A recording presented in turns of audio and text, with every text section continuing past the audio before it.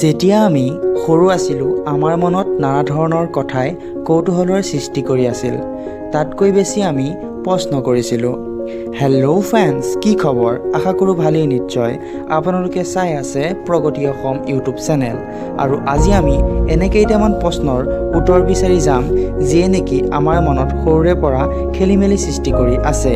সেয়ে আজি আমি মিলিজুলি ইয়াক সমাধান কৰিব চেষ্টা কৰিম। তেন্তে ব'লক। নাম্বাৰ 1, আমাৰ গাৰ নোম কিয় থিয় হয়? যেতিয়া আমাৰ ঠাণ্ডা লাগে বা যেতিয়া আমি ভয় খাওঁ আমাৰ গাৰ নোমবোৰ থিয় হৈ যায়, কিন্তু কিয়?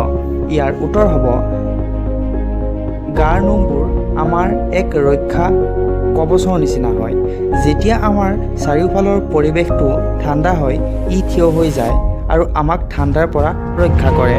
বা যেতিয়া আমি ভয় খাওঁ বা আমাৰ আশে পাশে কোনো বিপদৰ জাননী পাওঁ, আমাৰ শৰীৰত থকা ইটেলেনেন হৰমনে আমাৰ শৰীৰৰ নোমবোৰ থিয় কৰাই দিয়ে আৰু আমাক সতৰ্ক হ'ব কয়। গাৰ নোমবোৰ থিয় হোৱা মুখ্য কাৰণ ইটেলেনেন হৰমনেই। নাম্বাৰ 2, আমাৰ বমি কিয় হয়? মানে যেতিয়া আমি গাড়ীত যাত্ৰা কৰি থাকোঁ বা পাহাৰৰ ওপৰত উঠোঁ আমাৰ বমি আহে। অথচ আমি সুস্থ অৱস্থাত থকাৰ স্বত্বেও আমাৰ বমি আহে, কিন্তু কিয়?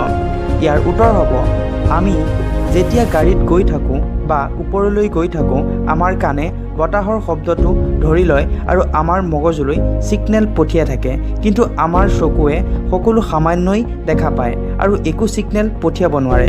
তাৰ ফলত আমাৰ মগজুটো কনফিউজ হৈ যায় আৰু আমাৰ বমি হয়। ইয়াৰ উত্তৰটো ইমানেই সহজ যে প্ৰশ্নটো ইমান জটিল যেন লাগিলেও উত্তৰটো কিন্তু ইমান জটিল নহয়। এইবাৰ আমি আগবাঢ়িছোঁ 3 নম্বৰ কুৱেশ্যনলৈ আৰু এই প্ৰশ্নটোৱে আমাৰ মনত অলপ বেছি উখল মাখলৰ সৃষ্টি কৰিব। এই প্ৰশ্নটো হৈছে, আমি যিবোৰ শ্বেম্পু ব্যৱহাৰ কৰোঁ বিভিন্ন ৰঙৰ হয় কিন্তু ইয়াৰ ফেনটো বগা হয়, কিন্তু কিয়? ইয়াৰ উত্তৰ হ'ব, যেতিয়া আমি শ্বেম্পুক পানীৰ সৈতে মিলাওঁ চাবোন বেলুনৰ সৃষ্টি হয়।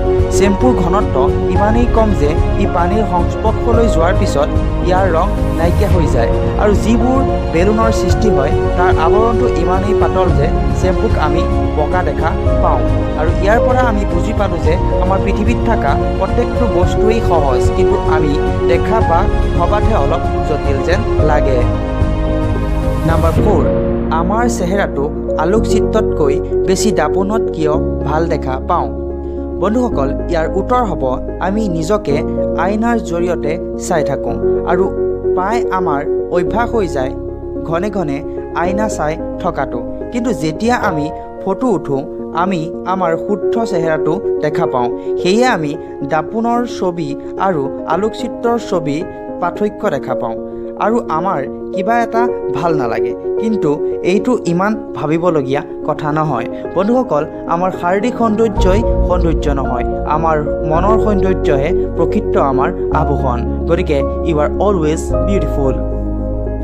এইবাৰ আমি আগবাঢ়িছোঁ আমাৰ শেষৰ প্ৰশ্ন নম্বৰ 5লৈ আৰু প্ৰশ্নটো হৈছে, কলমৰ সাঁফৰৰ ওপৰত এটা ফুটা থাকে, কিন্তু কিয়? যদি কলমৰ সাঁফৰ নমৰাকৈ থৈ দিওঁ তেন্তে চিয়াহী শুকাই যায়, কিন্তু কলমৰ সাঁফৰৰ ওপৰত এটা ফুটা থাকে বা ছিদ্ৰ থাকে, কিন্তু কিয়?